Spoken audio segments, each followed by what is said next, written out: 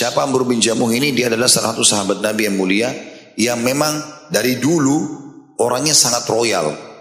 Di zaman jahiliyah, sebelum datang Islam, dia yang selalu paling banyak menyumbang makanan, sesajen buat berhala. Zaman dulu tuh mereka berkeyakinan kalau ada berhala, mereka kasih sesajen berarti akan diijabah doanya. Seperti itulah. Nah saking dermawannya dia, sesajen-sesajen yang dibutuhkan agar doa-doa orang Madinah diterima itu Amr bin Jamuh yang hidangkan. Hidangan kambing, roti gandum, buah-buahan. Dia yang kasih semua ke berhala-berhala mereka. Dengan tujuan siapapun yang datang mau minta sama berhala, minta saja. Karena mereka belum tahu waktu zaman jahiliyah. Amr bin Jamuh masuk Islam tentunya. Kalau masih ingat ini kisahnya yang pernah saya bilang, dia masuk Islam gara-gara anaknya kerjain. Ya. Yang dia taruh patungnya di dalam kamarnya, setiap hari disembah sama dia. Akhirnya anak-anaknya masuk Islam, ajak masuk Islam, dia nggak mau. Karena dia sangat yakin berhala ini memang benar gitu. Maka oleh anak-anaknya diambil malam-malam waktu dia tidur, dilempar di tempat kotoran kayak kita sekarang WC lah, gitu kan. Di sebelah rumahnya, dibuang di situ. Jadi belepotan dengan kotoran. Amr bin Jamuh waktu belum masuk Islam, bangun pagi hari, dia mau sembah Tuhannya, nggak ada. Hilang Tuhannya. Gitu.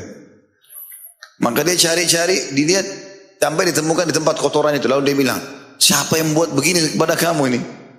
Lalu kemudian diambil sama dia, dibersihkan, dicuci sampai bersih, dibubuhi minyak wangi, dikembalikan ke tempatnya. Lalu digantung pedang di lehernya. Lalu dia bilang, Tuhan, kalau ada yang ganggu lagi kamu, lawan. Pada saat dia bilang begitu, tidur dia malam hari, anak-anaknya ambil lagi patung itu, dilempar lagi di tempat yang sama, lalu diganti pedangnya sama bangkai anjing. Ada anjing mati, diambil, ditaruh. Nah, Amr bin Jamuh pagi-pagi cari lagi Tuhannya, tidak ada. Dia ingat kemarin jatuh di tempat itu, dia datang pada tempat yang sama. Maka mulailah dia sadar, lalu dia mengatakan, sungguh kalau kau Tuhan, pasti kau bisa membela dirimu. Lalu dia datang ke masjid, dia syahadat dengan Nabi SAW. Nah semenjak itu dia menjadi orang yang sangat baik.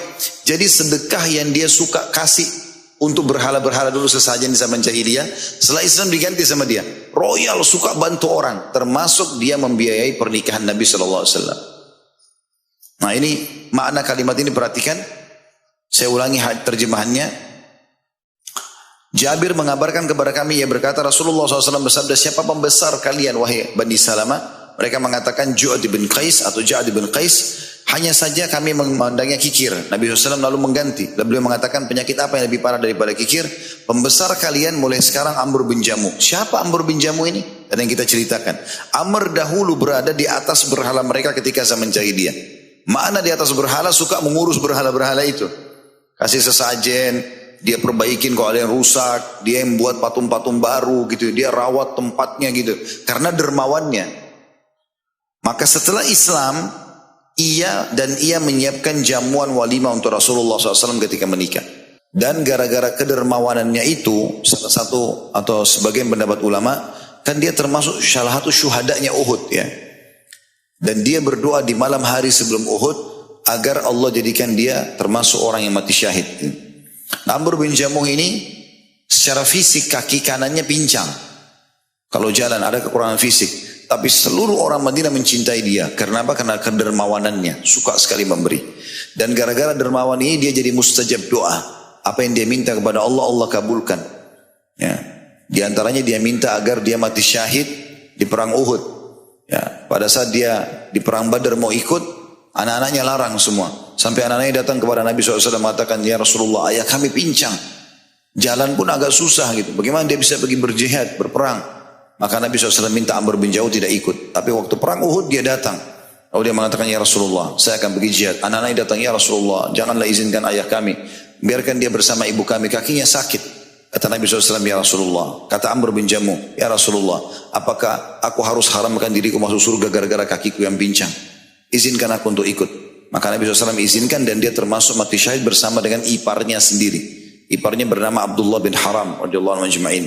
Dan saking dekatnya sama iparnya ini sampai-sampai dia dikubur bersama di lokasi syuhada Uhud itu. Itu kedudukan beliau sendiri radhiyallahu anhu.